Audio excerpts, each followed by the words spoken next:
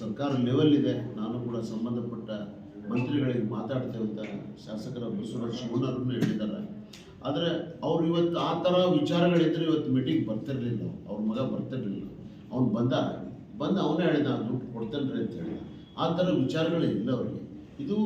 ಇದು ವ್ಯಾಪಾರ, ಇದು ಕಾನೂನು ಚೌಕಟ್ಟಲ್ಲಿ ಇರೋದ್ರಿಂದ ಇದಕ್ಕೆ ನಾವು ಯಾವುದು ಕಾನೂನು ಬಗ್ಗೆ ನಾವು ನಿರ್ಣಯ ತೊಗೊಳಕ್ಕಾಗಲ್ಲ.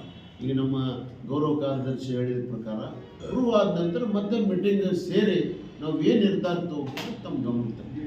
Okay sir. ಯಾರು ಅವರಿಗೆ ಸಪೋರ್ಟ್ ಮಾಡೋದಾಗ್ಲಿ, ಈಗ ಮೆಣಸಿನಕಾಯಿ ಕೊಡೋದಾಗಲಿ ಅಂತ ಕೆಲಸಗಳು ನಡೆದಿಲ್ಲ. ಈಗ ಕೋಟ್ಯಾಂತರ ರೂಪಾಯಿ ನಮಗೆ ಬರಬೇಕಾಗಿದೆ. ಯಾರಿಗಂದ್ರೆ ರೈತರು ಬಾಂಧವರು, ಅದು ರೈತರು ದುಡ್ಡು ಇವರಿಗೆ ದಲಾಲರು ರೈತರಿಗೆ ಹಾಕಬೇಕಾಗಿದೆ. ಇದೇ ಒಂದು ಕಾರಣ ಇಟ್ಕೊಂಡು ಮಿಸ್ಯೂಸ್ ಆಗಬಾರ್ದು ಅನ್ನೋದು ನಾವು ಸ್ಟೇಟ್ಮೆಂಟ್ ಕೊಟ್ಟಿದ್ದೀವಿ. ಯಾರೂ ಭಯ ಪಡಬೇಕಾಗಿಲ್ಲ. ರೈತರಿಗೆ ದಲಾಲ ಮುಖಾಂತರ ಏನು ಬರ್ಬೇಕಲ್ಲ ದುಡ್ಡು ಅವ್ರು ಹಾಕ್ತಾರ. ಮತ್ತು ಇದರ ಕೆಲವೊಂದು ದುರುಪಯೋಗ ಆಗಬಾರ್ದು ನಿಟ್ಟೆ ಮೀಟಿಂಗ್ ಕರೆದ ಇತ್ತು. ಬ್ಯಾಡಗಿಯಲ್ಲಿ ರಾತ್ರಿ 12 ಗಂಟೆವರೆಗೂ ಮಸೀದಿಯಲ್ಲಿ ಮೀಟಿಂಗ್ ಮಾಡ್ತಿದ್ರು. ಇತ್ತೀಚೆಗೆ ಪಾಕಿಸ್ತಾನಕ್ಕೆ ಹೋಗಿ ಬಂದಾರ. ಇವೆಲ್ಲ ಆರೋಪಗಳು ಇವೆಲ್ಲರ ಮಧ್ಯೆ ನಿಮ್ಮ ಜೊತೆಗೆ ಅದ್ರ ಬಗ್ಗೆ ನಮಗೆ ಯಾವುದೇ ಮಾಹಿತಿ ಇಲ್ಲ. ಪಾಕಿಸ್ತಾನಕ್ಕೆ ಹೋಗ್ಯಾರೋ ನಮಗೆ ಗೊತ್ತಿಲ್ಲ. ಅವರು ಹೋಗಿರ್ಬೋದು, ನಮ್ಗೆ ಗೊತ್ತಿಲ್ಲ. ಇಲ್ಲಿ ಕೆಲವೊಂದ್ಸರಿ ಏನಾಗುತ್ತೆ ಅಂದ್ರೆ, ನಾವು ಅಧ್ಯಕ್ಷ ಇರ್ಬೋದು, ಕಾರ್ಯದರ್ಶಿ ಇರ್ಬೋದು, ಉಪಾಧ್ಯಕ್ಷ ಇರ್ಬೋದು, ಒಂದೊಂದು ತಿಂಗಳವರೆಗೂ ನಾವು ಭೇಟಿನೇ ಆಗೋದಿಲ್ಲ. ಯಾಕಂದ್ರೆ ನಮ್ಮದೇ ಆದ ಗಡಿಬಿಡಿಯಲ್ಲಿ ಇರ್ತೀವಿ. ಈ ಸೀಸನ್ ಒಂದು ಬಹಳ ಹೆಕ್ಟಿಕ್ ಶೆಡ್ಯೂಲ್ಸ್ ಅಲ್ಲಿ ನಾವಿರ್ತೀವಿ. ಇಂಥ ಸಂದರ್ಭ ನಾವೇ ಒಬ್ಬರೊಬ್ರು ಒಂದೊಂದು ತಿಂಗಳು ಮುಖ ನೋಡೋದಿಲ್ಲ. ಅಂಥದ್ರಲ್ಲಿ ಇವ್ರು ಏನೇನ್ ಮಾಡ್ತಿದ್ದಾರೆ ಅಂತ ನಮ್ಗಂತೂ ಗೊತ್ತಿಲ್ಲ. ಇದು ತುಂಬಾ ಖೇದನೀಯ.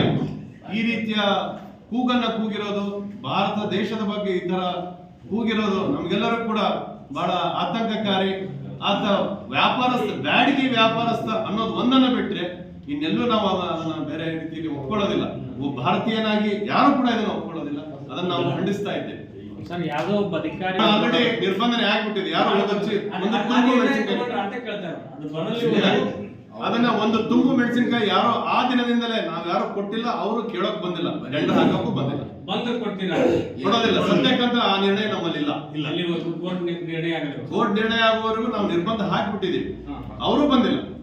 ಅವರು ಅವರಷ್ಟಕ್ಕೆ ಅವರೇ ತಿಳ್ಕೊಂಡು ಮಾರುಕಟ್ಟೆಯಲ್ಲಿ ಅವ್ರು ಬಂದಿಲ್ಲ. ಈಗ ಅವ್ರು ಕೊಡುವ ಹಣದ ಬಗ್ಗೆ ವ್ಯವಸ್ಥೆ ಮಾಡ್ಕೊಳ್ತಾ ಇದ್ದಾರೆ. ನಾವು ಯಾರು ಅವರಿಗೆ ಸಪೋರ್ಟ್ ಮಾಡುವ ವ್ಯವಸ್ಥೆಯಲ್ಲಿ ನಾವ್ಯಾರು ಇಲ್ಲ. ಈಗ ಅದು ಆರೋಪ ಬಿಡಿ ಸರ್. ಪಾಕಿಸ್ತಾನದಲ್ಲಿ ಡಿಮಾಂಡ್ ಇದೆ. ನಿಮಗೆ ಗೊತ್ತಿದೆ. ಪಾಕಿಸ್ತಾನಕ್ಕೆ ಇಂಡಿಯಾದಿಂದ ಡೈರೆಕ್ಟ್ ಯಾರು ಹೋಗೋದಿಲ್ಲ. ನಾವು ನಿಮ್ಗೆ ಹೇಳ್ಬೇಕಾಗಿಲ್ಲ. ಅಲ್ಲೇ ಬೆಳಿತೈತಿ, ಅಲ್ಲೇ ಇಲ್ಲೇ ಎಕ್ಸ್ಪೋರ್ಟ್ ಆಗೋದಿಲ್ರಿ. ಎಕ್ಸ್ಪೋರ್ಟ್ ಆಗೋದಾದ್ರೂ ಅವೆಲ್ಲ ನಿಮ್ಗೆ ಗೊತ್ತೈತಿ.